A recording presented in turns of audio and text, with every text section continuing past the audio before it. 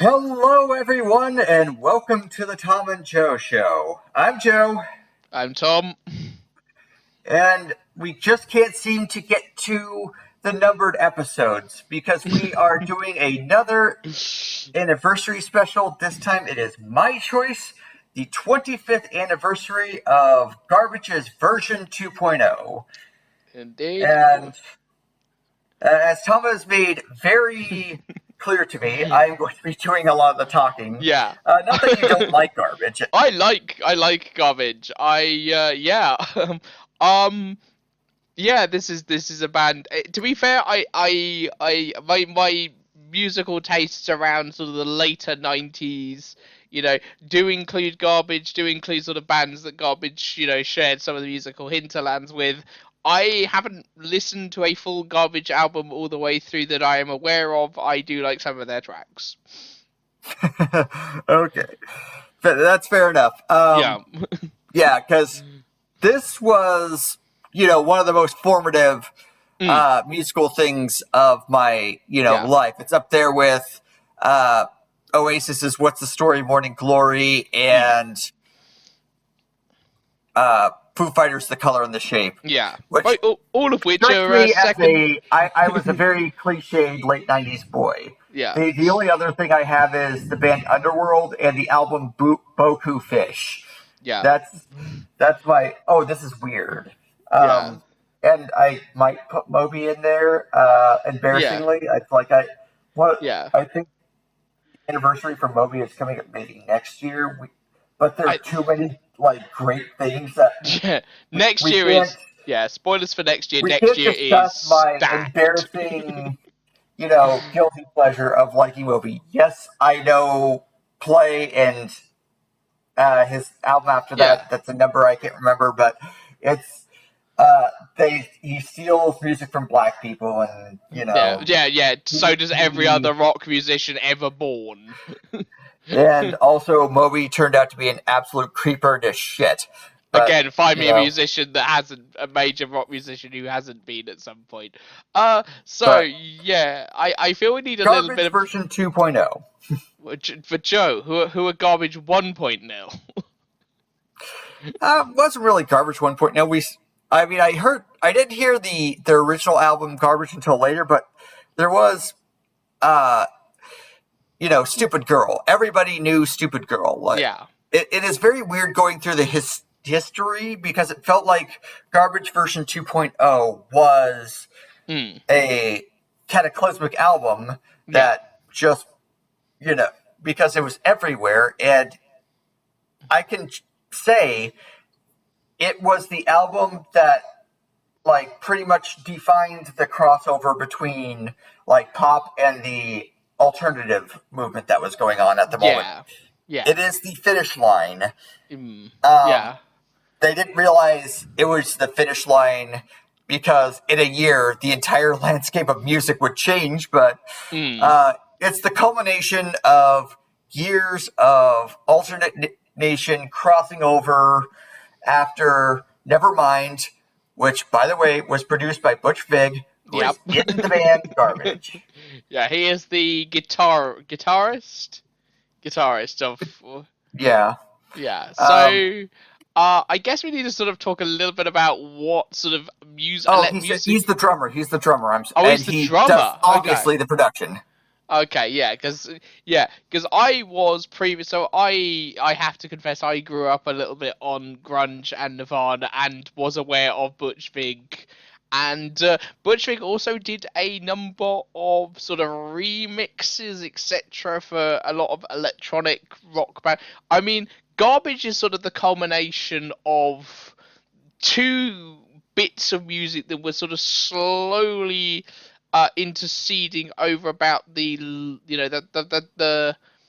first half of I guess the 90s. So we get obviously electronic music, that sort of really comes of an age in the early 90s with sort of stuff talking stuff like obviously the Chemical Brothers, Orbital, where music, basically you are as likely to see an electronic band on a rock thing, which sort of comes to the fore particularly with the Prodigy's The Fad of the Land, which sort of obviously is this very rock inflected sort of electronic record that essentially launches the Prodigy into the stratosphere. And a few, a couple of a year or so before, obviously, version 2.0 comes out, opening for Oasis at Nebworth. Yeah, and Prodigy did a lot of remixes for Oasis. They still did until like the end. I think one of their last remixes was of Falling Down. Yeah. Yeah, for sure. So, Anyway, but back and to here. the other strand of it is sort of like, I guess, stuff like Nine Inch Nails, the Smashing Pumpkins, which obviously Garbage toured with to obviously promote their first album, which is simply entitled Garbage.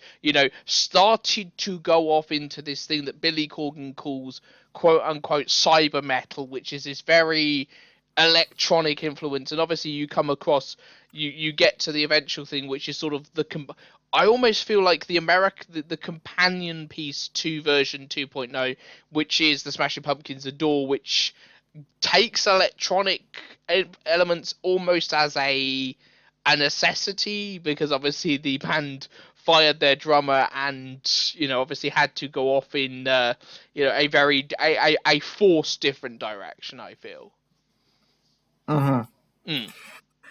Okay, so I mean, we get to Garbage here, and you think it's a British band because obviously Shirley Manson is Scottish, and the most famous part of the band. But I did research because when I was a kid, I didn't really care who was in the band except maybe the front person or one other person. But now I'm grown up.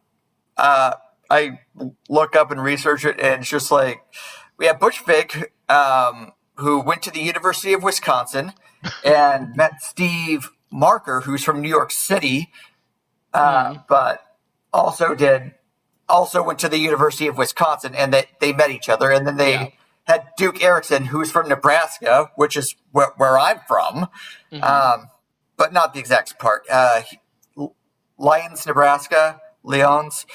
It's very hard to tell how a Nebraska thing is pronounced because they will change it to fit their accent.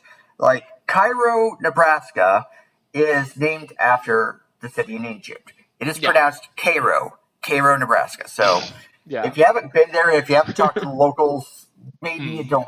I mean, I know Lyon, Nebraska is probably named after France, but it's probably pronounced Lions or something. Yeah. So but Vig is another aside. Put another ding on the aside counter. So, what's really weird about this band? I'm sorry, we're both trying to talk. Go ahead. Go ahead. So Vig is basically foremost, as I said earlier, is foremostly famous for being a producer. So he obviously did. Now he ironically starts off as the producer for the first two Smashing Pumpkins albums, Gish and obviously Siamese Dream. And you can hear the Pumpkin influence a little bit in Garbage, certainly on Garbage 1.0, Garbage's first album. Less on Garbage's second album because by that point the sort of Pumpkins are off doing their own sort of thing, I guess, and obviously making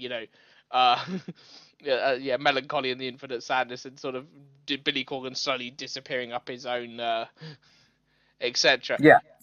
But Vig still does a lot of production work. He produced several albums by Sonic Youth, some albums for the Foo Fighters, of course. Yeah, and obviously he also produced Green Day's probably best post 2000 album, 21st Century Breakdown, which won him a Grammy. So yeah, Butch Vig sort of knows what he's doing, and he is very much the driver behind the sound of the band, I would say. You could argue he created the middle of the 90s. Yeah.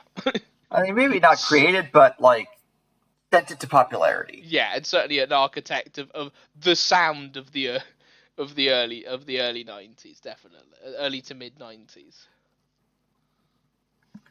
Okay, so now we're getting into version 2.0, and the most interesting part is there's not really a whole lot of interesting parts of this band. They are, despite their appearances and what you would expect from a Mm. band like this, and maybe Shirley Manson from her songs. Um, Mm. they are one of the most professional bands you can find. They went on hiatus after their third album because they had kind of kept everything on the inside to keep it from bursting out, and then they kind of got passive aggressive with each other. Mm. But then in 2007, when they released their greatest hits album, they're like, "Hey, should we just get back together and keep doing this?" And then they Mm. just kept doing it on their own record label, and they've been doing that ever since. Yeah. So yeah, like I can't remember who said this, but somebody said Garbage looks like a CIA covert operative group, but they are they act as like completely professional business people. Even Shirley Manson, who you would expect from her music and her lyrics that crazy, she parties, but like as she says about Garbage 2.0, only one of these songs is from real life, Mm. and that's The Trick Is to Keep Breathing, and Mm. that wasn't about her. Mm. So uh, it's I don't know. It's like a lot of your favorite things aren't acts. A lot of people don't live like this, although there are plenty of bands who do and Yeah. blow up. But Like the Smashing Garbage Pumpkins by is this point. Garbage are a Yeah. completely professional band who go in, they take a year to make an album, and they do it. Mm. And the first album was a proof of concept, and then they went on tour, and then they went to some place in Wisconsin, not Wisconsin, but in Washington. Yeah. Which And then they're like, okay, what can we do from here? And then they uh, thought about where they wanted to take their sound, and it's just like, oh, this As Heaven Is Wide really sounded different, and it really sounded like something we want to explore from there. And As Heaven Is Wide is an extremely good and different song if you mm. just listen to Mm. their eponymous album by itself. It's just like this one stands out, even from Stupid Girl. So they went, okay, well, let's adjust to sound like that. And then they spent a year making the album, Mm. which, I mean, it sounds easy, but they were using a lot of sampling, they were using a lot of layering, and they were using Pro Tools, which new digital stuff. So they Yeah. had literally hundreds of tracks that they could fit into a um, file that they could put on one track of their recorder, Yeah. and, and then they could record the rest of the album. Yeah, there's a lot of loops. There's a lot of I mentioned on Inch Nails earlier. Reznor is another heavy user of Pro Tools, and he will essentially, the way that sort of Butch Vig sort of brought into music a style of producing which was essentially far more computer based. I mean, if you compare Vic with the other producer, obviously the producer that produces in Outro, which is obviously Steve Albani. Steve Albani works on tape. He continues to work on tape. This is really the great schism that starts opening up in the recording of rock music. Is, do we go for verite? Do we go for veracity? Do we go for warts and all, sort of mixing, as little as possible? The guitar tracks are, two or three guitar tracks, or do we go for, Butch Vig and to a certain extent, Flood and Alan Moulder, who again, became major figures in later 1990s rock, and you go, we construct this Frankenstein of 30, 40 guitar tracks layered on top of each other. you know oh, we'll stitch this drum tape together. Oh, we'll do something, we'll run the drums through a computer, and it becomes, it almost takes the studio back to being, an instrument in the way that obviously it was in the latter half of the 1960s. you can do more with the studio, you can do more Hmm. with Pro Tools than you can ever do on tape. Yeah, especially comparing uh, Oasis's "Be Here Now," where Mm. they got as many Yeah. track records as they could and filled them all with live instruments. They didn't do that. Mm.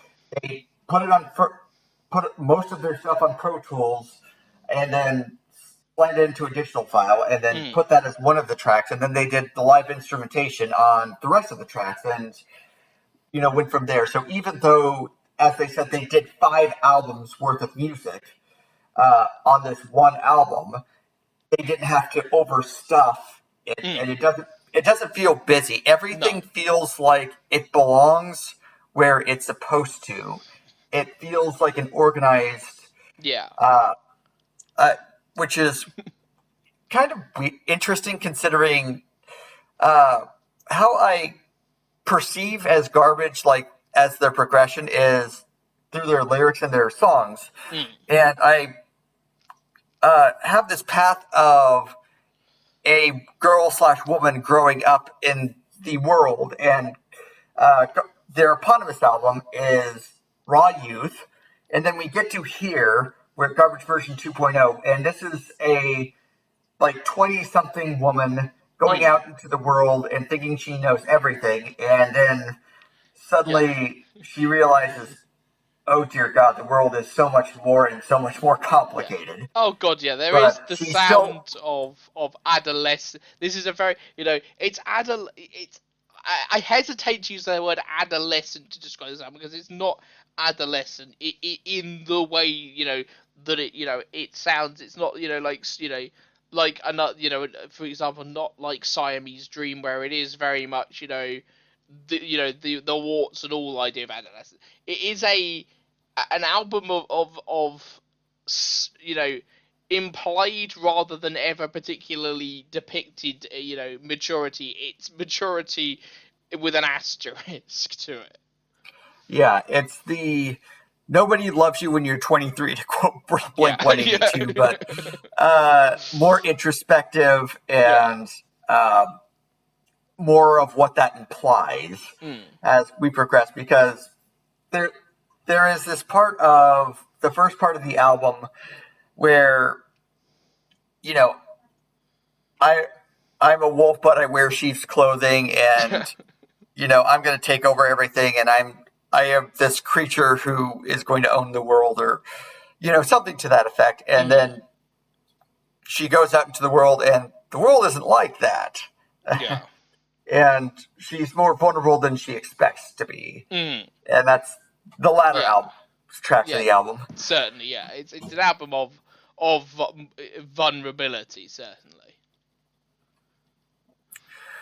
Okay, and Is as there you said, this much? is probably going to be a normal length one because Yeah. it's Is there much the to say about the recording process of this, Joe? Because again, we seem to have arrived at another album that, for its its monolithic sort of appearance and its respective genre, doesn't really have anything much to say about the production. There's like a couple of little tidbits.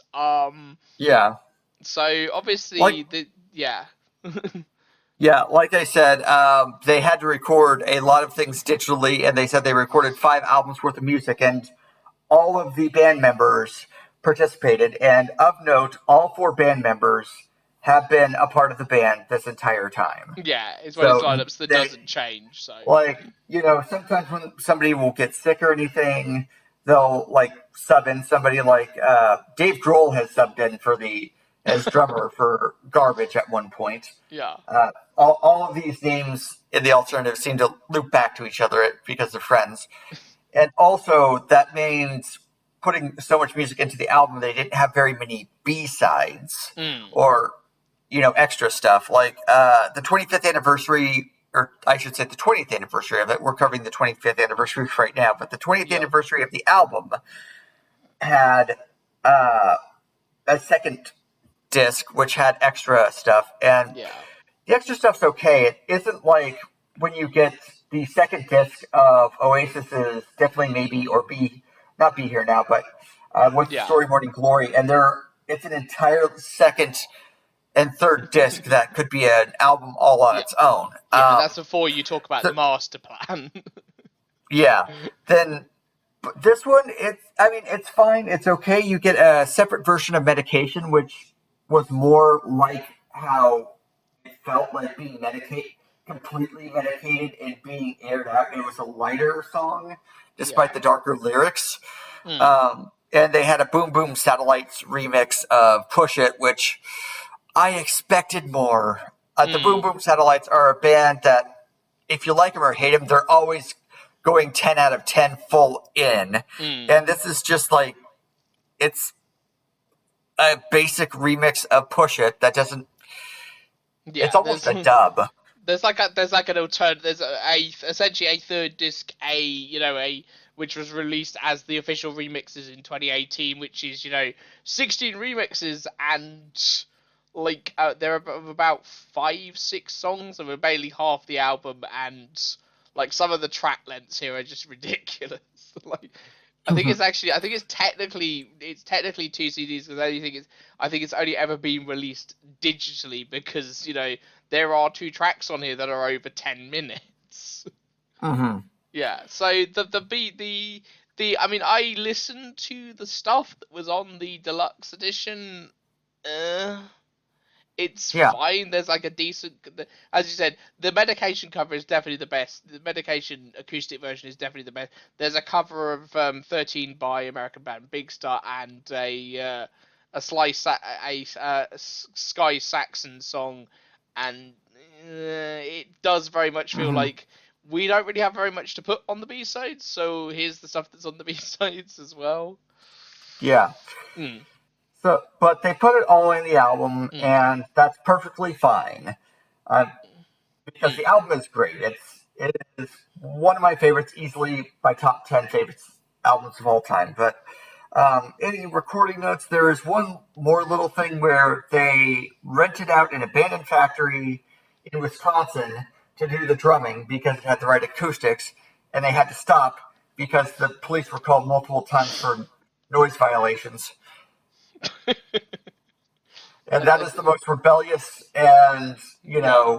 they don't play by the rules garbage is ever going to get, Yeah, surprisingly. it is very much sort of like, er, yeah, it's like the band very much leave the rebellion in the music. It's like there's not, this is not a hell-raising band. This is like a bunch of people who genuinely enjoy producing music together, and you know, it's a good record. I am very very happy to have listened to this. Yeah. Right.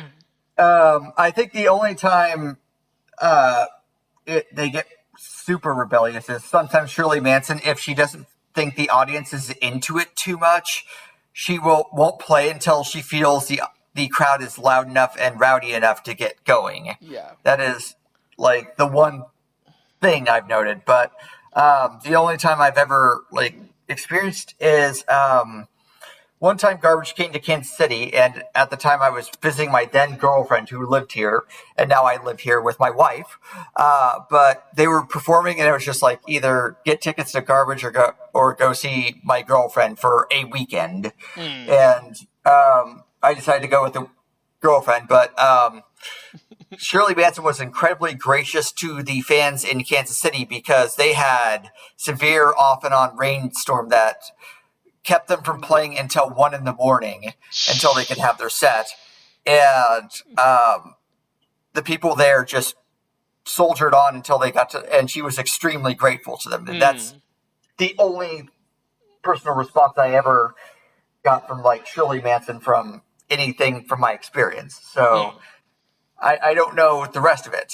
But apparently if she, if you don't do the I said, "Are you ready?" and you're not loud enough, she she won't do it. she'll just wait that until that's yeah. that's So apparently as bad as it gets. that's as bad as, yeah. I mean, I've seen bands that are haven't got the like a tenth of the professionalism there. So I think we'll do our usual track by track sort of wander through this record. There are like 6 singles for this. This has like got a lot of singles for. Yeah, this is the '90s where like half the album gets spun off into singles, and I think America, for the most part, got 4 of them, and I know they had 4 music videos at least. Yeah. There are 2 of note, and 2 others that we did a music video to do a music video. Yeah. And like that's the thing, this is part and parcel of producing, a record in the now late 90s. We're talking about the late 1990s here. I mean, it's like albums are just like packaged with a music video, and I remember seeing the video for I think I'm Paranoid because it's that black and white, isn't it? Mm-hmm. Yeah, that's like this is I think Paranoid is the song I particularly remember off this record, and I do think it's one of the best tracks on the record. Yeah. We start with Temptation Waits, though. Yeah, which is also a really good song. Yeah, it's pretty good. It's a, kind of a microcosm of the album. It's like a slice of the experience, because on the verse, we have her talking about how she's a wolf and wearing sheep's clothing. She's so dangerous. And then in the chorus, she's talking about being attracted to this guy. You come on like a drug, and I'm an addict coming at you for a little more. And she's trying to. It's almost like she's trying to put on this front about how dangerous she is, but also she really wants this guy and really wants to attract him by being this bad girl or something like that. And yeah, there is a common sort of imagery that they use, throughout Garbage's entire discography of love as a drug or love as an addictive experience, which is like part of the course of Garbage. They have a particular sonic sort of template and a particular lyrical sort of template. To be fair. Mm-hmm. And of course, there's the big outro when I'm not sure what I'm living for, when I'm not sure who I am, and when I'm not sure what I'm looking for, and that it just keeps. When I'm not sure who I am. And so it's just like that early 20s, you are extremely confident that you know everything and you're in the world, and you don't know shit. You especially don't know you. And that's kind of, I don't know. It's pretty easy to discuss Temptation Waits. I mean, it has a very easy beat. I mean, I should say, but I mean, it's very complicated, but everything fits together so well that it doesn't feel complicated. It's not a mess of noise like Be Here Now is. It is this completely controlled progression. Yeah, the album is sequenced really, really well. Like that, it is extremely well produced. Yeah. So that's what was so Temptation Waits obviously also became their set opener for the tour, which I can totally see, and used on television, but again it's the late 1990s. You find me a major album that didn't have at least one track used on teen dramas like Angel and Dawson's Creek. It was apparently on the Buffy the Vampire Slayer the album, which includes such other cuts as wow, I think That Garbage is the only band I've actually heard on a Guided by Voices, so I vaguely heard of, and something with Alison Krauss, who again I very, very vaguely heard of, but that is like two bands. Like I've heard. I could probably tell you more about the other bands if I had a look at it, but I don't have that in front of me, and I don't want this podcast to be us Googling things. No. So that's that, and that is a good start. And next we have the big single. I think I'm Paranoid. Which wasn't the big single over here. The big singles over here were Push It and Special. And you could tell from the production of the music videos. But I think I'm Paranoid also. This was one of the big ones because it was also featured everywhere, but also majorly on the PlayStation 1's newest franchise. It was on Gran Turismo 2. Yes. And which had one of the greatest soundtracks of all time, and it's the most late 90s before it switched to the TRL generation. We had Stone Temple Pilots. We had the Cardigans. There was Moby on there. Garbage. It was sure. just the sound. And a lot of the techno things, like they had Super Bon Bon. I don't remember who did that. Was Apollo 440 on this? I don't think I feel they might have been on a Gran Turismo game. I don't know if they were on that. And then obviously you got the other big PlayStation racing franchise that also had electronic music, which was Wipeout. Wipeout, which also had garbage. Hell of a soundtrack. Hell of a soundtrack. But anyways, and then later, the third album for Garbage would be on Amplitude. Oh boy! But that's another story for another day. So yeah, it's very much is the only thing I will say against. I think a Paranoid is basically I'm only happy when it's rained part 2. It is basically the song is constructed in exactly the same sort of way. I feel, it's very much, it is, a really cool intro riff sort of thing, which is through various pedals and various just bits and pieces, that sort of very computer driven sort of distortion. And this is there is 120 audio tracks in this bloody thing. Yeah, and it doesn't feel like it. It's also, they bring in sampling, because obviously Bend Me, Break Me, I think it's from another song. So, so there's a lot going on, but it doesn't feel like there's a lot going on. I mean, it's a really good song. I think Gran Turismo 2 could have picked one of the more livelier songs, because when you're in a race going 200 miles an hour, this isn't the most race song. No, not, and again, I would actually say, to draw a comparison, that, you get that very studio-driven sound, which also appears obviously in the Cardigans, who are the band of Gran Turismo, I would say. Well, they had the album Gran Turismo called, in which they took their best song, which is unfortunately about domestic violence. So they have it over the credits of their opening thing, and it's just like, wait, is this about abuse? Shit, it is. It's like, and then it gets awkward, even though that song totally rips. It is a very good song. But again, it's very, it's again what I would call typical. God, I gotta call this a typical garbage. Which is this very, it's very typical for especially version 2.0, because she has this outward appearance you can look at, you can't touch, and she's putting up this guard, and she's paranoid, because, and then it just gets deeper, and it's just like, oh, I totally love you, I will do anything for you, give me the drugs, whatever, all I want is you. And it's that, the front and what's actually going on inside. Yeah, exactly. And it's like the underneath this sort of electromechanical sheen is this sort of this quietness, and it's sort of it's almost the antithesis of something like Nine Inch Nails, where that decay, and obviously as one of the albums we will likely talk about next year, which is The Fragile, which is sort of very much hand in hand with it, sort of its themes of decay, and its sort of sonic palette is literally falling apart as you're listening to it.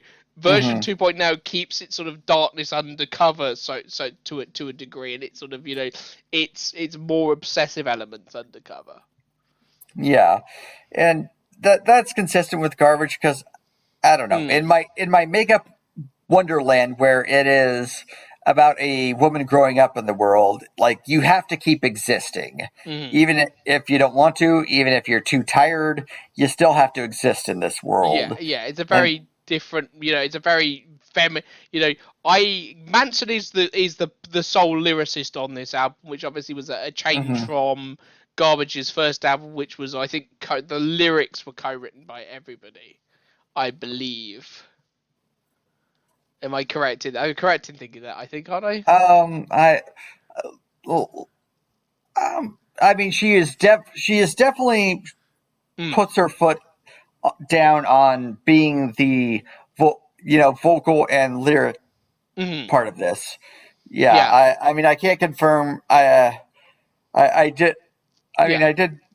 Research and No, cool. obviously, but it's just like I don't have like the Mhm. the 100% fact in front of me at the moment. So. Yeah, exactly. The only other really interesting sort of thing, behind the scenes with this album, in 2001, New York music publisher Helios Music Corporation attempted to sue Garbage, uh, you know, 3 years after the album came out, for basically plagiarizing the song "Bend Me, Shave Me," which Mhm. no, it got thrown out of court, and Garbage called it a nuisance suit. So that's the only other really Mhm. really interesting sort of thing that was going on at that point. 3 years after the album came out. Mhm. Cool, which takes us on to which To When next? I Grow Up, which to Another explain single. how everywhere this album was, this was in the Adam Sandler movie Big Daddy. Oh bloody hell! Yeah, and Yes. probably four other things because you Yeah. know, especially considering what a lot of American licensing uses British stuff. Mm. It is very strange, and a lot of the British people have similar tastes, and they go to the same thing. Um, Hmm. like you will know when you hit a '90s British person who grew up in the '90s, especially with shows like Person of Interest, which had DJ Shadow, Uncle, um, Hmm. Trent Reznor featuring David Bowie. I'm afraid of Americans. Yeah, that whoever was in charge of the music was definitely had that British connection and Mm. definitely grew up in the '90s and all of that stuff. So there were a lot of people who like that who licensed out or were in charge of music for Yeah. Hollywood. So Yeah. anyway, when I grow up, it's like Mm. what now that I'm here, now that I'm in this world, it's again layering this confidence when I'm going to be stable. I'll turn the tables. I'm going to take control of this. Um, and then you kind of realize how either fucked up the world is because Mm. there's literally the lyrics "Happy hours, golden showers on a cruise to freak you out." Yeah. It's like, hey, we got that onto daytime radio. Nobody noticed. Good job. Yep, yep. Yeah. There are no parental advisory labels on this album.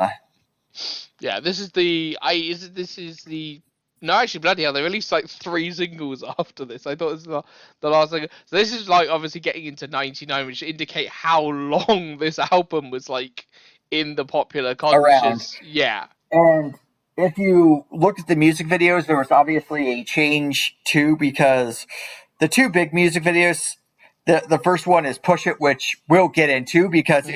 it's its own. The music video of Push It is its own discussion time. Yeah. Yeah. Literally made by an Italian experimental filmmaker. Hmm. And then Special is the usual late '90s, really expensive. I mean, it was $750,000, which doesn't sound like a lot, but Yeah. uh, those were that's an expensive music video. Yeah. Which like Um, we're talking at the point where like the highest thing was like November Rain at a mere 1 million, which is like, yeah, this is the but sort of ballpark we're sitting then like things like Puff Daddy and the Family would like pump up their fourth single to a $1.8 million budget. And, obviously Michael Jackson's Scream is the, Ridiculous. breaking point to Yeah. where they just like, they went full production. Like the 90s, like Yeah. the music labels were just giving away money for whatever else. So it was, they got a special effects person for the Phantom Menace to do Shirley Manson essentially dogfighting with her band for as one special. does.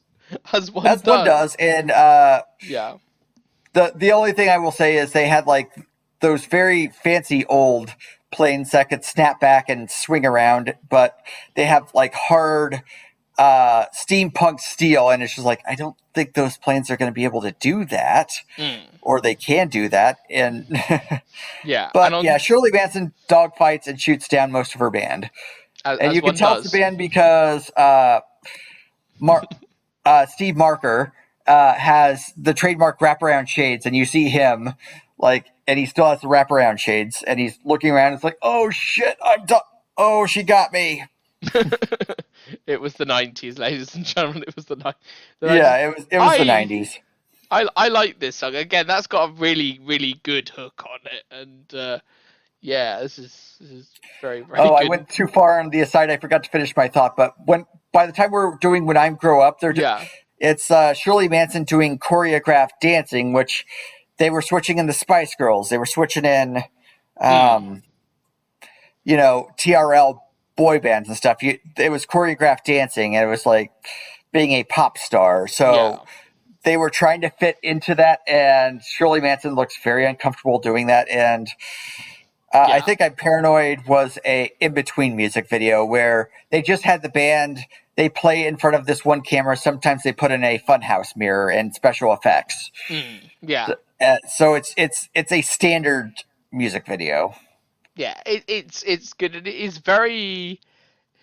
Yeah, it's very much that sort of like, this is where the album does do that sort of pop, but actually if you listen to the lyrics, oh god, sort of, read the lyrics, it's oh god sort of moment. Yeah. But yeah, like When I Grow Up, I'm going to be my own person. I'm going out into this world. I'm going to take it over. But then there's the uncomfortable of you don't fit, and there's the anxiety from not fitting, and then unprotected, God, I'm pregnant, damn the consequences. So it's just all of this, you get hit by these roadblocks, and you get hit by like anxiety or whatever else when you actually are trying to do this. Yeah, oh for sure. Yeah, but I think the best track on the album is actually Medication, which was never released as a single, and there is nothing particularly of note about it. I don't know why. There is one big note about it. It was written based on Shirley Manson's experiences with the American health system. Oh, the most evil organization in existence. Yeah. It's like any foreigner when they go to the American health system, and then it's, oh, this is shit. This is really shit. Especially if that person is British. At the chorus, somebody get me out of here. I think I'm not myself. Nobody gives a damn about me or anything else. And yeah. As a person who's had to take someone to the emergency room multiple times and be their advocate, yeah. Yeah, it's got again another hell of a hook, and it's the just sound of that is just great. Yeah, they captured the sound of being on medication, which is this very synthetic and airy just beat under it, which is just like the medication is fogging your head. Yeah. And again, Albani does it like, God, I got the wrong producer here. Butch Vig and the band do this really interesting thing with sort of almost subsonic sound on this record. There's like a few points in the album where you get like a bass line played on like obviously a standard obviously electric bass, and then underneath it you will have repeating a like almost inaudible sort of level, or obviously the sound of an electronic bass synthesizer, half an octave down, and obviously repeating that bass line, which gives everything a really impactful sort of sound. Mm-hmm. Mm. And obviously, there's some meaning over underneath it, like they're Yeah. medicating her because uh, I don't. It keeps my temperature from rising, my blood pumping through my veins. Like Yeah. it keeps her from being too crazy, but she's doesn't feel like herself. Mm. And then it becomes about a relationship with a person. It's like, and still you call me codependent. Somehow you lay the blame on me because Mm. you're the one who demanded me to be like this, and I Mm. did it to be with you, and Yeah, exactly. It's but so this is you making me this, and then complaining that I'm like this and not liking me for me, and that's the other part of the song. mm, for sure, and it's like, and it's sort of the start of that sort of darker element of the record, I think, for Mhm. sure. They've Which been take. hinting about it, but now they're starting to get into like the consequences or Mm. something like that, or the more negative feelings Mm. that maybe we've been ignoring because we've been on this energy high. We've been because we don't really know ourselves or know anybody else that Yeah. maybe we're getting into trouble and we didn't know it. Yeah. Yeah, so we have obviously then Special, which has got this, as you said, like ridiculously high concept music video, which obviously is just absurdly won a lot of obviously awards at the MTV Awards and like design awards, and it's like But it very. starts by implying it has a story like that it's the year 3030 and these people are fighting the Empire Garbania I mean, and represented by Shirley Manson in one plane, and it implies there's going to be a story, but nope, it's just Shirley Manson flying around killing her bandmates, and then there's yep. a to be continued, which I Don't don't think it's ever. recall. I don't think it ever got continued. No, and it's a. This is the track I honestly sort of rather struggled to remember, which obviously I guess there's a couple of bits of interest. They basically lift interpolate a lyric from a song by the Pretenders, which obviously Chrissy Hynde is somebody obviously Shirley Manson emulates. Mm-hmm. Yeah, this one I struggled to remember, Joe. I'm gonna be frank. Apart from that Okay, very very high you're concept fine. music. This is one of my favorites, if not one of my favorite song off the album. So it's fine. But it is the most single of all of the stuff, and obviously it was a single, but it has this very simple concept. Like obviously she is breaking up with this person she's obsessed over, and gone through the ringer, but she's learning she can live without it, and just letting it go. Uh, and it's it's extremely clear what it's about, and it. I Mm, do like the melodies on this. I like when it gets to the uh, chorus. They have those strings that play at the end of mm, every line, and it's just such a great song that fits together. So every part of it fits together, and it's a stream of energy after medication, mm. and it just runs out, and it does everything it needs, and it hits all of its marks, and it's a completely organized, extremely well done Mm. single. And Yeah. I mean, I could see how somebody who didn't live through it doesn't really remember it, or doesn't, because it feels. I don't want to say it feels like it was built by a machine, but it's just like it has this slickness to it that Mm. can be easy to ignore if you don't.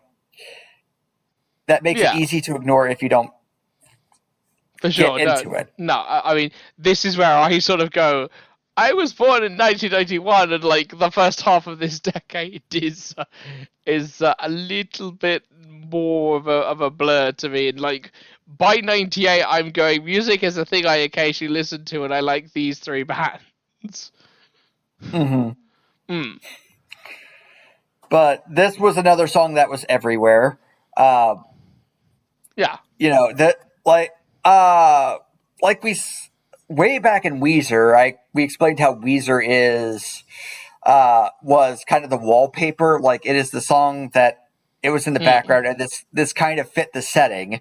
And then we have version 2.0, which I mean, I am a male and I was a teenager, so I can't 100% relate to this, but this kind of felt like how we were living our lives. Like we were on the edge of doing something like extreme and breaking through something, but we still had our vulnerabilities and we were still secretly all really screwed up. Oh yeah, I could totally understand we didn't why. realize it. So this is one of the songs that really felt like how we were living life and how we were going through it and experiencing it. So this is the album of my life, and this is how I was feeling it. To a certain extent, and Special fits into that, especially when you're a teenager, you're starting to get into relationships. I had like all of 2 relationships, and they lasted less than 2 weeks, but you could understand it and you could feel it, and that's really what makes this a generation thing. And maybe it doesn't translate to everywhere else, which is why I'm shocked it's not one of the legend tier albums of the 90s. Yeah, it does. This is the thing. Like it 90s records. I listen to a lot of 90s music. I have come across this album in passing before. For an album which essentially really does sum up that sort of end. Particularly for obviously your half of your end of millennials. Obviously, I'm Generation Y. Thank you. Don't lock me in. No, I'm kidding. Generation Warfare is bullshit. Wait a minute. Are you Go ahead, sorry. I'm pretty sure you're a millennial, Joe, same as me. Anyway, so but no, for people growing up in the late 90s, you have this, you have Melancholy, you have Nevermind to a certain degree, but this feels like a record that does sum up what that late 90s sound was in rock music, and obviously has this extra stuff on top of it where it does represent through its lyrics the way that the insecurities of coming into adulthood at the end of the 90s. Yeah, and just so I didn't interrupt, we were considered Generation Y when we were growing up, and we were considered the generation that taught our parents how to use the computers, and we are so sorry. I am so goddamn sorry we did that. Oh my god, what? We didn't know. I'm sorry, we didn't know. We really didn't. We did not. And then now they're all on bloody Facebook and yeah, or downloading viruses. Another aside out of the way. Yeah, we need to get a counter for that. Yeah, but okay. Let's move on. Hammering in my head. Yeah. I have to confess, I don't remember this one either. Okay, that's fine. I do have a math problem for you. Yes, Joe. So, Shirley Manson is leaving on the bullet train from Tokyo to Los Angeles at 250 kilometers. Yes. Iggy Azalea is on the fast lane from LA to Tokyo at 90 kilometers per hour. Yes. Which one drowns first? Both of them. But which one drowns first? I don't know. Okay. Well, anyway, I got that joke out of the way because it's I don't know. I just my brain connects things in weird ways, and Iggy Azalea traveling on the fast lane from LA to Tokyo, and garbage. The last lyric is on the bullet train from Tokyo to Los Angeles. I don't know. It sounds like a math problem. Where is this mysterious train line that connects Tokyo to Los Angeles? Where is this? Where is this fast lane? It's not like the Florida Keys where everything has a highway. Yeah, But it's this anyway, is I do understand why this is an easy song to forget, but I remember it because it's like mm, probably one of the most energetic songs, maybe if not the most energetic. Um, mm, and what I really appreciated in these albums was the songs that really go hard. yeah, Um, what I will say my favorite Foo Fighters album is In Your Honor Disc 1 yeah, because it's all the Foo Fighters going all out and just being incendiary. mm, And really like this song because it's got a lot going on. It's got that sample, the guy saying we got static come back, and then it's got the hard beat, and it's just mm, thrusting and it's relentless, and which fits the lyrics because you know from the beginning where she's a wolf that wears sheep's clothing, and apparently she's in a relationship with a guy who actually goes 100% hard, and she is fucking exhausted mm, and possibly hungover, and just can I get a break? And no, this mm, guy like an animal, you're moving over me, and it's just yeah, like that. The existence is like just overwhelming and overcoming, and it's just like yeah. yeah. And it's like to the point where she puts in verse 2, I'm growing introverted. Yeah, and Because that's the thing. everything is Like, just that's the thing. That's the only thing I have really against Garbage as a band. It is mhm, they do feel in a lot of cases a little bit restrained. You know, mhm, there is a need and a restraint to Garbage. There is like, don't go too far off the handle. Don't go, too rocky, because there's 300 million moving parts in this song, and if we go hell for leather, it's gonna all sort of like shake itself apart almost. mhm. And again, this isn't Shirley Manson speaking from direct Mm, experience. She lived her own life and she kept it pretty damn mm, private as far as I know. And they kept she kept her personal life separate from most of the lyrics for the most part. yeah, Like I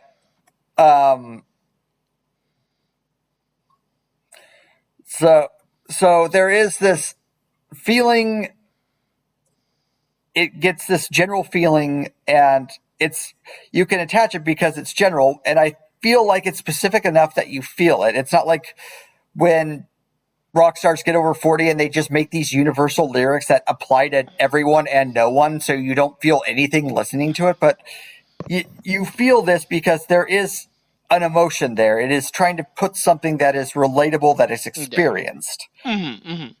Even if it's not directly, experienced by Shirley herself. Hmm. hmm Yeah. Yeah, I can't imagine So Garbage writing universal, the universality that sort of certain other people with the initials NG would do. mhm. and Yeah. and they didn't even get political until Bleed Like Me. So Mm. like the invasion of Iraq did that Yeah. to a lot of people. Yeah. Yeah, I mean, come on, even Massive Attack, or a Massive Attack were always fairly politicized to the extent they had Yeah. to change their name to just Massive during the Gulf War, the first one, remember? Hmm. Yeah. Yeah. But no, absolutely. But electronic. The thing with electronic music, it does become, at this point, half a decade divorced from, LSD or E in the middle of a field somewhere in, southeast England, or in the middle of a desert somewhere in the the southern states of the United States. It still has this, the music is still about, personal experience in the vast majority of stuff, and it only as a genre becomes more politicized, obviously into the early years of the 2000s. Hmm. Mm-hmm, And let's see here. Oh, and very next we have Push It. Push it, push it. Which features a Push bit It real good. Yes. features a Beach Boys sample. And which you were mentioning, obviously listening to Push It, and I had to go through, 2 or 3 songs which were entitled Push It, and you in fact did not mean Static X. Yeah. But yeah, my I'll just put my plain lyrical analysis to it. She's basically saying, I love you very much. I want to express how much I love you, but I am not that kind of person. I have never learned to express myself in that way. So let's fuck.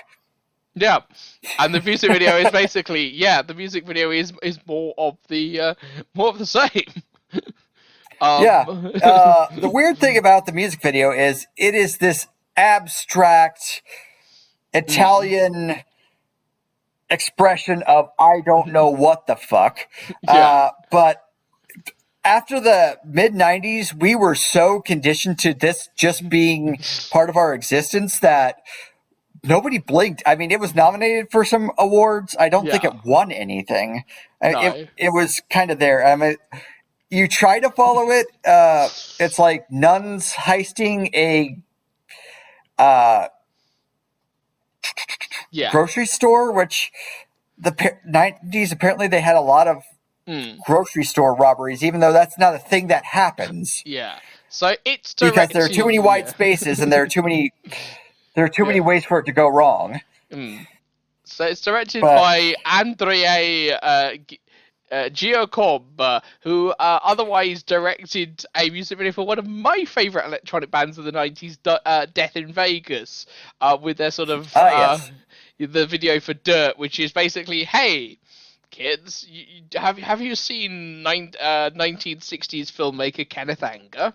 Yes, here's us doing basically Kenneth Anger for 3.5 minutes. And then Garbage obviously looked at this because the video for Dirt is like a year earlier than this, and went, "That's cool. Can you do us our bizarre alien Fellini thing?" It's a very strange music video, and it is. And they were actually disappointed looking at the dailies because it looked flat. And it's like, no. I'm going to work on the computer, and it's going to look great and fantastic, and like your just music. Let me work. And then it comes out and like, yep, it's so Shirley Manson's grocery shopping with. Here, I'm just going to pull up the Wikipedia. I mean, I know this is not how I usually do it, but Yeah, we don't usually just go on the Wikipedia. I mean, it's got the best line I've ever seen in here. One of the props on the first day, a stuffed deer mounted on wheels, broke loose and caused a minor car accident. This is the sort of music video that it's like, what? Yeah, but I am going to read directly from the Wikipedia. The Push It storyline begins, although the video may be an example of non-linear narrative, with Manson shopping along a partner, a rotoscope fuzzy man, in a supermarket. As Garbage looks on, the fuzzy man is stalked and attacked by 3 antagonists dressed as nuns. After the chorus, 3 triplet schoolboys are seen carrying a MacGuffin briefcase and tracking Manson on a handheld video monitor. The triplets arrive at Manson's house and give her a briefcase before attacking her new partner, a Rene Magritte-esque man with a light bulb in place of his head. During the middle eighth, Manson is shown with childlike versions of Fuzzy and Lightbulb Man. She then leaves them behind to walk through a graveyard towards a hooded man, bringing her an oversized balloon. Throughout the duration of the video, footage of various non-related characters is shown. A masked female and a stuffed deer, 2 humanoid aliens conjoined by a glowing head growth, 2 toddlers riding adult piggyback as the adults wildly thrash, 2 Asian businessmen fighting, a Navy officer contortionist who alludes to a foot fetish, a naked woman emerging from glowing hospital bath, and a little girl surrounded by 4 members of SWAT raising a toast just before an explosion behind the camera. The hooded character is later revealed to be Manson herself, unmasking in view of a mirror before licking her own reflection. She is last seen leaving with a briefcase and now adult fuzzy and light bulb headed man in a Fiat 500. Did you get all that? Marilyn Manson, eat your heart out. Yes. Like, just explaining it casually makes it even more strange. It's David Lynch is here, kids.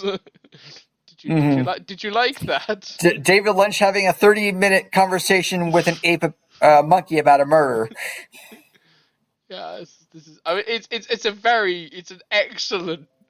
an excellent music video, but it's an excellent music video, an excellent album.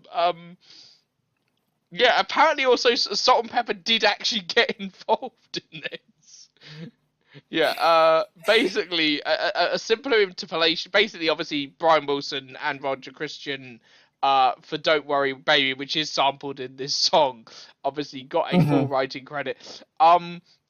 They then also get Herbie Ezor, who was obviously the writer for Salt and Pepper, got basically an interpolation quote because Garbage's lawyers went, yeah, your song is called Push It and their song is called Push It, so best to just pay them the only all. similarity. Yeah, and Salt and Pepper went, Yes, I know we sampled it throughout this album, but we didn't sample you in this. We'd still like the money though.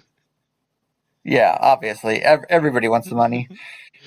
Yes, that was an interesting.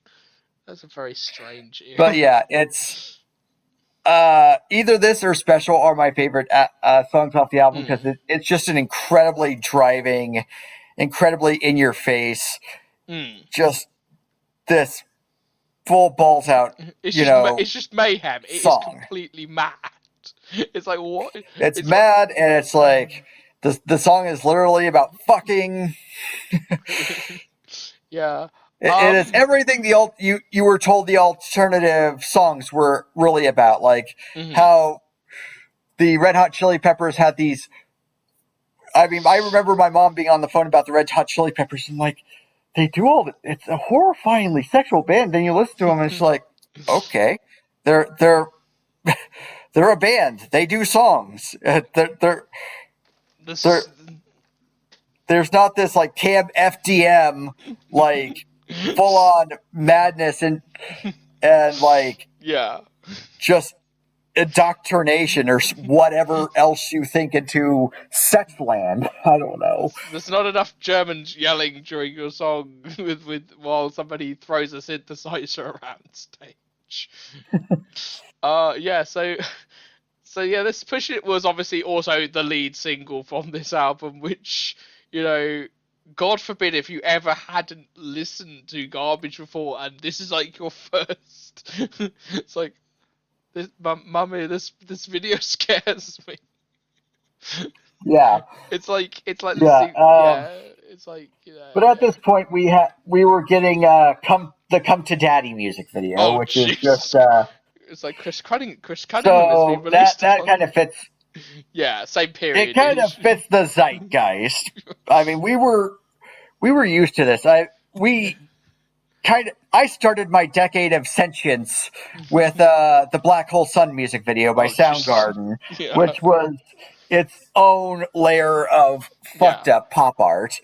Yeah. But this is without getting into what, you know, Trent Reznor was up to. Well, yeah, we'll get to that when we talk about the downward spiral. It's like, Trent, what have you done?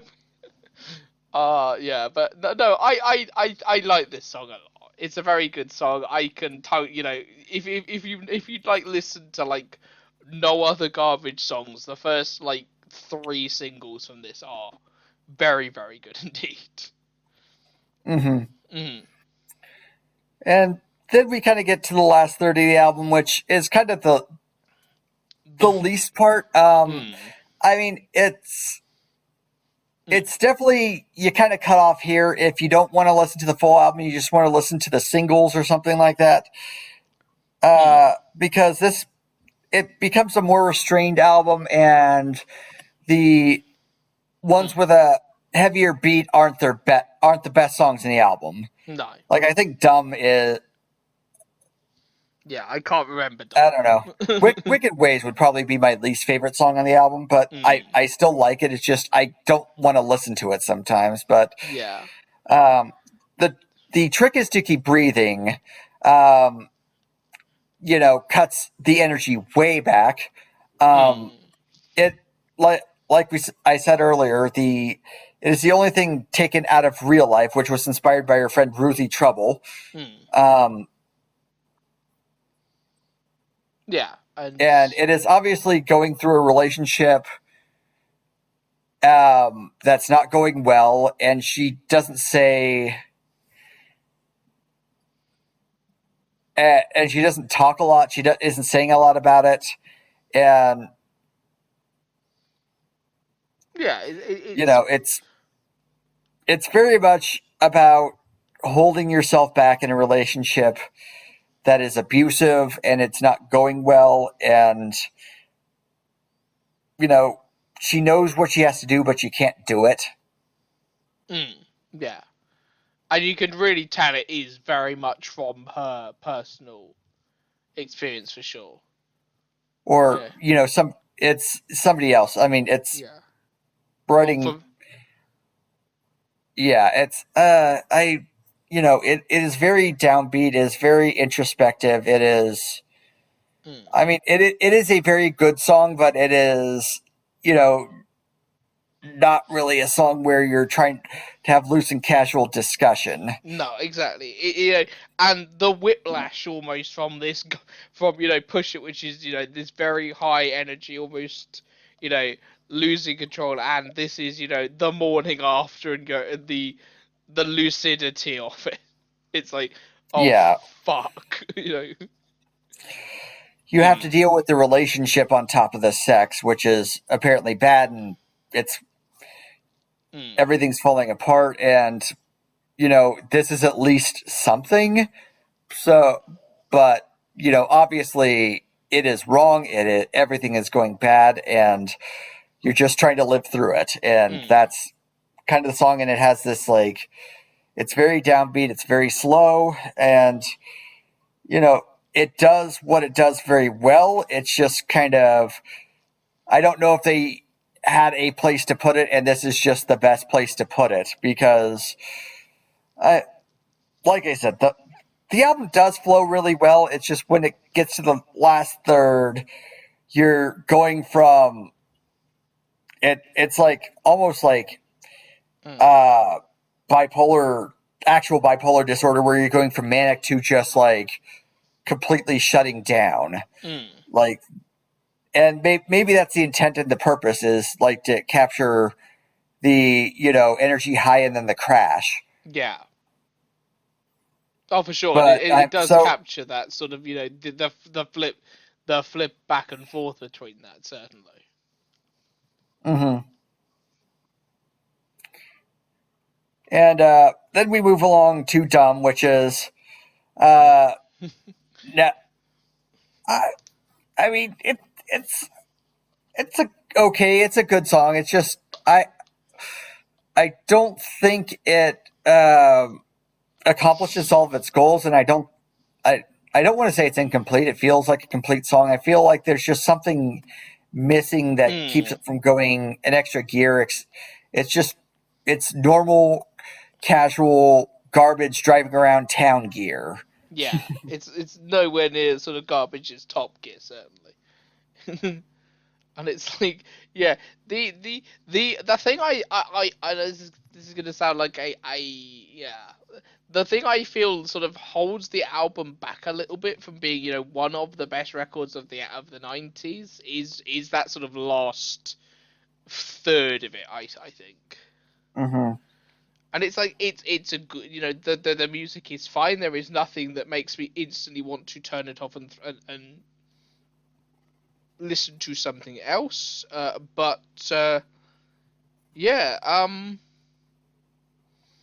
yeah, this there's a sort of sensibility of the last third of this record being a little bit lacking, with the exception of really the trick, the sort of the trick is to keep breathing, which I do feel is good, but sort of like the I feel like it would have been. I always talk about sequence. The sequencing I don't think has a problem. I think it is naturally in the start of that sort of descent, but the rest of the descent sort of goes. Yeah, we're not really going to do anything of particular note with this now. And also, it's probably one song too long of Shirley Manson presenting herself as this hardcore person, but is really unsure and really Yeah. is trying to be this person who knows all these things, but is still unsure about herself, is still unsure about her partner, is still unsure about maybe everything. Yeah. And that it might be one song too many of these sorts of things. And, Yeah. the music's missing something, so it just feels so. It kind of feels like they copied one of their own songs, and the ink's running out, so it's a little faded. So it's like one of their better songs. So it's made to be like one of their better songs, but it's not. It just feels like a copy that isn't as good. Yeah. But if I'm in the mood to listen to the whole album, that's fine. It does sort of And feel like a Xerox sort of copy of like Garbage have gone back to version, the first album gone. Let's make something that sort of basically is, generic garbage to reuse a term. yeah. Sleep Together. Do we have any thoughts on I this? I don't have a lot of thoughts. I mean, it is very clearly what it's about, and It's about sleeping together. it yeah it no well it's about again the relationship's not great, but if she has sex with the guy, will this emotion will they actually finally have this explosion of a relationship? Exactly, and there's a lot of again, to return to that theme of adolescence. It is very much that sort of transitional fare between adolescence and adulthood. So it's like And right now we're doing that, switching between this and our Evangelion thing that we've announced for December. We're doing a couple episodes at a time, and I'm like, I can't help but see Asuka in like half of these songs. It is a very Asuka. It is a very. This person is completely confident and brash and over. No, they're not. And then and inside is completely unsure and just is a like maze of mess of emotional issues. Yeah, but that's just what it's like to be, and in particular, I feel that Shirley Manson is sort of a very good example of, how a female viewpoint in rock music, where we have so few, really famous, female fronted bands, does bring that other perspective. It's like, most rock songs for blokes at this age are, somewhere between "I am the best thing that ever happened" and Pinkerton. I am a horrible creep and don't and it's like, or I really want to have sex, and I just really want to have sex with a hot girl. Also Pinkerton. And well, yeah, but I want to have sex with this girl. I consider like the hottest girl in whatever my genre is, and whatever. Like if you have like hair metal, it's the blonde girl wearing next to nothing on a very expensive car, or you have this like electronica, you have this woman with dyed hair who doesn't give a fuck and has her nose pierced or something, and probably bisexual, but that kind of thing. But it's just like this is more realistic of a woman writing about going through Yeah. relationships, and it's Yeah, which you sort of and get, it's which you do sort of get in the mid 90s from obviously Sheryl Crow and Alanis Morissette, but most Sheryl Crow, Alanis Morissette songs are being listened to by, you know, and I'm probably being very generalist here. Sheryl Crow and Alanis Morissette's audience is mostly women. yeah. Here I come the just got bricks. listen. Oh yeah, no. I just listened to Jagged Little Pill recently, which is, yeah, Good. it's a good album. And like the only thing I'd ever dived into Lance Morissette was the album that was considered Mm. disaster, the one with the long title, Oh, Jesus. and Yeah. which the problem was all of the songs in that album are pretty much written the same way, and it gets Mm. extremely tedious. And it's one of those albums that's over 70 minutes, so it is overproduced, but really tedious. Mm. But her first album is absolutely solid. Yeah, Um, like Jagged Little Pill is the female singer-songwriter album of the 90s. Unless you're talking like stuff like Fiona Apple, but that sort of goes off into its own sort of, sensibility, and she's always had, that sort of thing. And we're talking, 25 years after this. I can probably name, in terms of really hard rock bands that have, a female vocalist that, the average person would listen to. Well, we're really talking like Paramore and like maybe one mhm, or two other bands, and it's like, it's a little bit yeah. it's a little bit disappointing to go, you know, to go.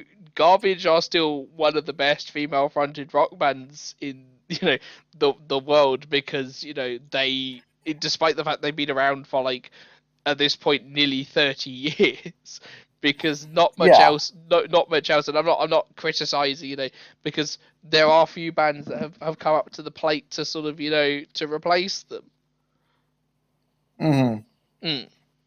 But yeah, Shirley Manson has that. I mean, she doesn't write from personal experience, but she Mm. does have this thing about, a female Mm. centric personal experience that is Yeah.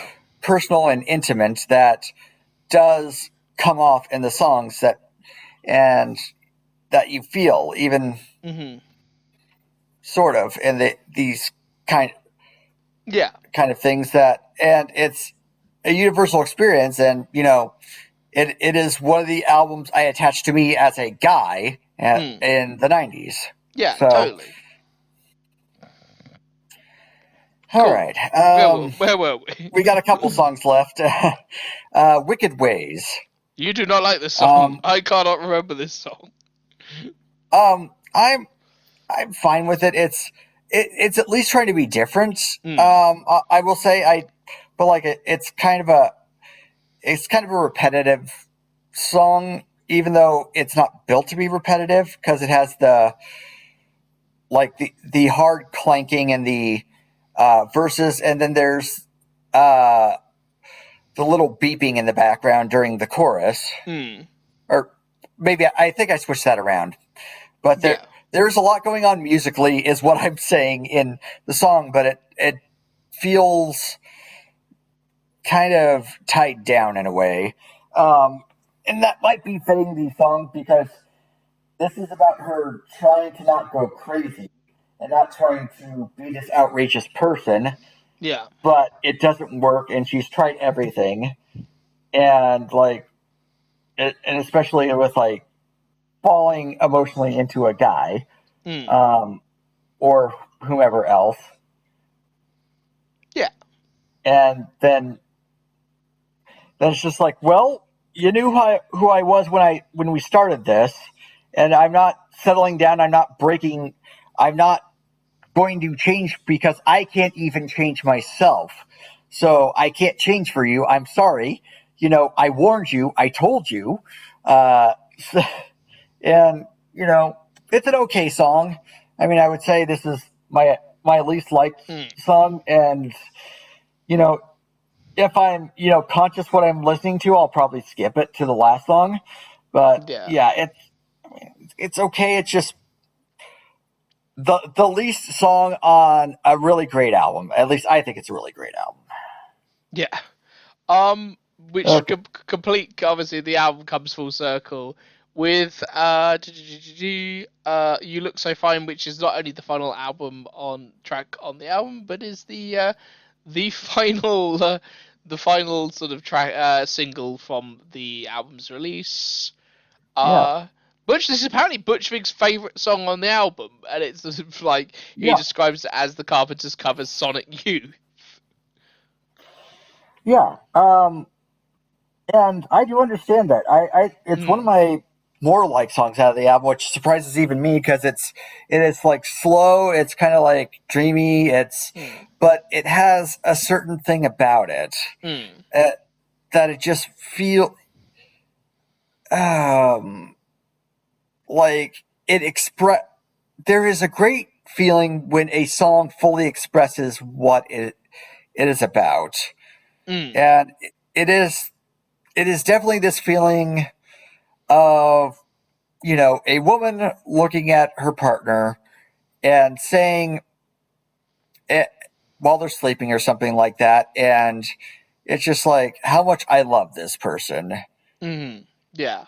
and like how she presents herself as this crazy person who whatever else, but it the inside when she's in this relationship, I'm not like all the other girls. I can't take it like all the other girls. I won't share it.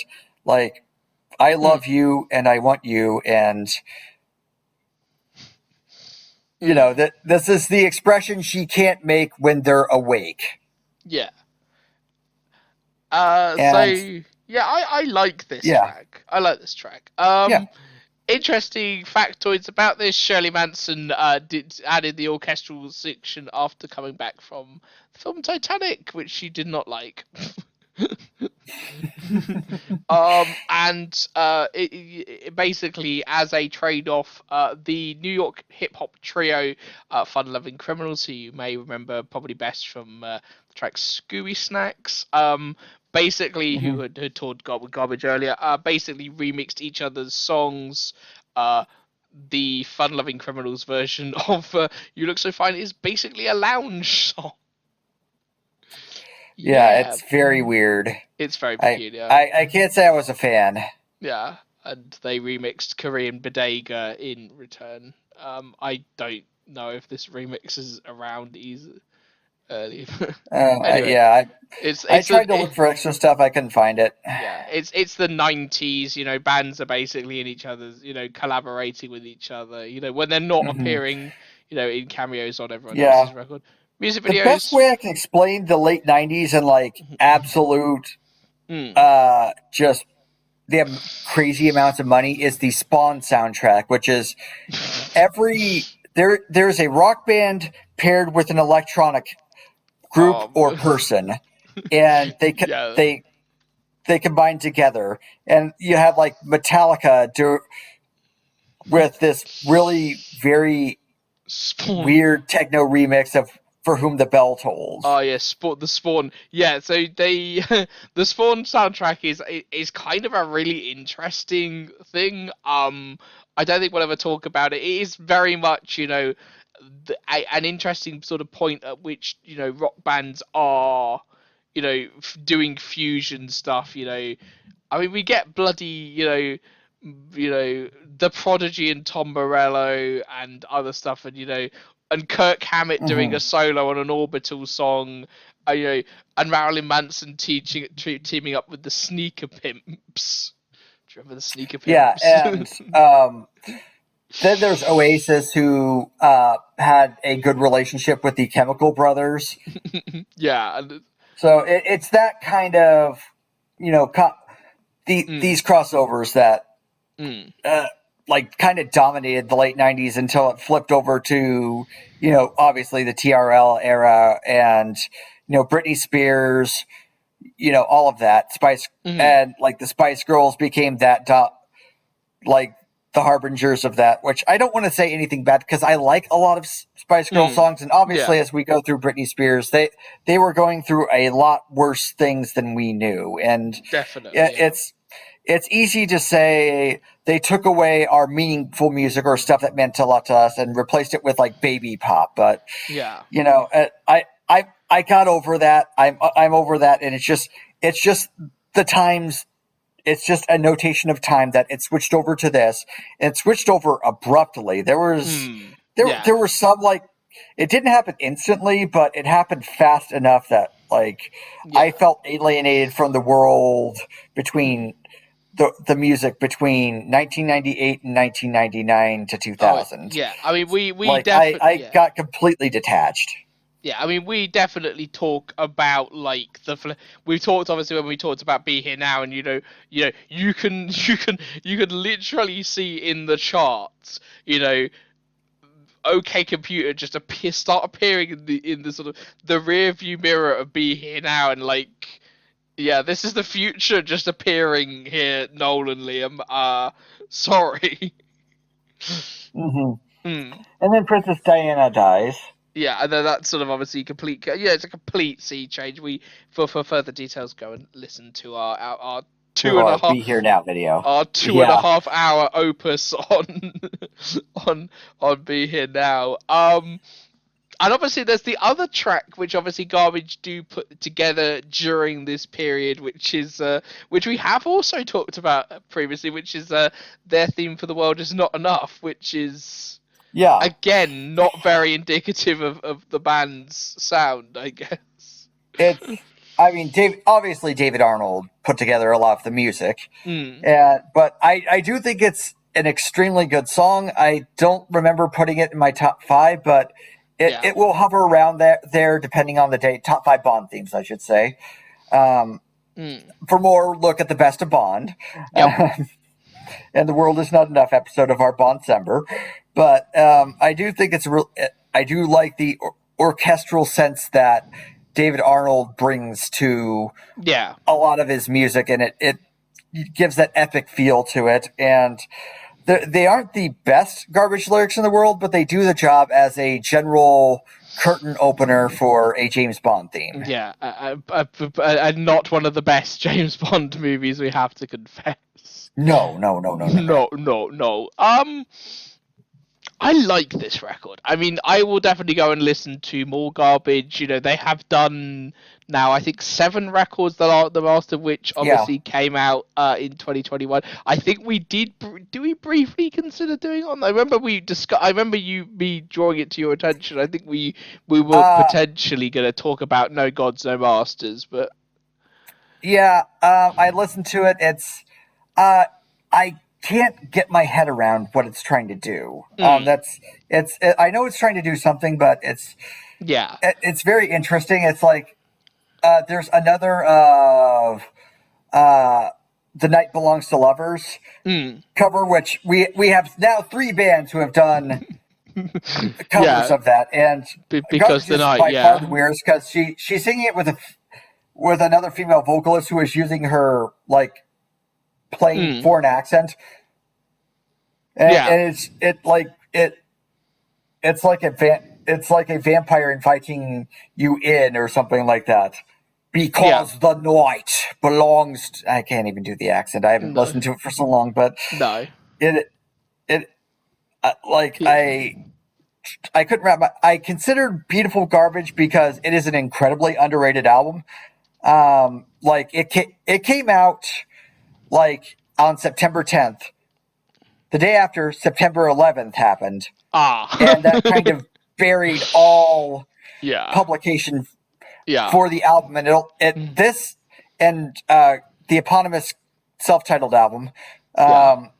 only sold 4 million. Beautiful Garbage sold 1.7 million, Yeah, I mean, and it has the same problem that like oh god, was it I think one of Slayer's God Hates Us All I think came out mhm. also on September the 10th, and it's like and you can sort of obviously it's a very good. I mean, I will talk about Slayer at some point because I like some aspects of Slayer, I dislike some other, but it's like completely buried, just like Yeah, and it's like, again, victims of circumstance, and I I like the band. I like a lot of their sonic. You can hear their sort of their synthesis of electronic music and rock music in countless modern bands now. Like Muse, I think, Hmm. Muse, I think, although they take it obviously in a very different direction, are a perfect example of that.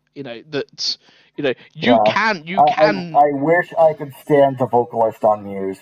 Oh damn. I wish I could. Yeah, you and me both. But to sum this album up, like I was surprised looking like through the historical view of it. It was a big success, but it didn't feel like a big. They felt it didn't feel like a bigger success, even though it was everywhere. It was on everything. It was in movies. It was in TV shows. It was in video games. Mm. It was, and it felt like the culmination of everything we'd been building towards from 1995 to 1998. Mm. And it was just where our society was and where we were going and what we were doing. And like this, I mean, this is a big expression of us, but it apparently for the rest of people, it was an album that existed, was there. What everybody like, that's a good album, but Yeah. it didn't get to legendary status like it is for me. I think I don't know, but it's interesting how it was considered because this is iconic. Really, it is a really iconic. Like if you see that the album cover, you know what it is, and like there's so many songs that are just exist in our society now. Like Special and Push It. I mean, although classic rock doesn't play it so much, I think. Yeah. Weirdly enough, like classic rock stations will play the self-titled album stuff more. Mm. And it's just like interesting that it was literally version 2.0 fits because this comes off like a video game sequel. Like when you do the first video game, you're just doing stuff, you're trying things. Maybe it's a little rough, maybe some things don't fit, but you have an idea, you hit something. And then you make the second game, you polish it all out, and you release it, and it's this fucking legendary game that is beloved by everyone. But it's not the first one. Yeah, it's not the first one, but I mean, enough people love the first one, but then it's like Mass Effect 2 or Paper Mario Thousand Year Door that are just beloved by everybody, and were the biggest hits, and it's just like that is what Garbage 2.0 feels like for me. It is like the home run game sequel of music albums. Yeah, and totally, I love it. Totally agree. It's forever a part of me. So that's why it's here on the anniversary and not something else. Yeah, and there we go. I liked it. It's a good record. I will listen to more Garbage. That's about that's me being fairly, I really enjoyed it. Very good. And good. we'll wrap this up unless you got something else you want to add. I'm good. No, I really enjoyed this. Thank you for introducing me or reintroducing me to Garbage, Joe. So what are we? You're welcome. What are we talking about next anniversary episode, Joe? Because I believe next chronologically is your second choice for 2023. I actually can't remember. I don't know. It's the police. I'm sorry, I'm having like. It's the police, Joe. It's the police. It's the police. Synchronicity. Yes. It is. Synchronicity is not actually my favorite Police album, but it's like the one where it's like I feel like we're going to actually be able to talk about something from this because, like, you can't not listen to Synchronicity and not have thoughts about it. Yeah, it's the final album by the Police. It's going to be very interesting. If the first two albums we you are not a Police fan. I am the Police fan here, and. I believe by you're the Police that you think is a band that just exists. I like the Police. I just haven't very much. It's another band I haven't listened to very much. Okay. I listened to I've again. It's a band I've heard albums by. This is going to be an interesting one because the band were essentially breaking up, were they not? Mm-hmm. this And you can should tell. be, yeah. You can't like rumors by Fleetwood Mac tell, but it's there. Yeah. Anyway, we'll be back next time with our normal, hopefully a numbered episode, and we don't waste 3 months wasting way over here. But we'll be back with covering anime and regular album coverage. Yeah, indeed. You can catch us on Patreon if you wish to subscribe to us at patreon.com/the Thom and Joe Show. And we can be found on Twitter at twitter.com/not-so-final-prod, all one word. Well, Joe, thank you very much. I've been Tom. You're welcome. I've been Joe. And it's been the Thom and Joe Show. And the heroin in my head is starting. I better get on that bullet train from Tokyo to Los Angeles that really exists. And doesn't fall in the ocean. Till next time. Bye-bye. Bye.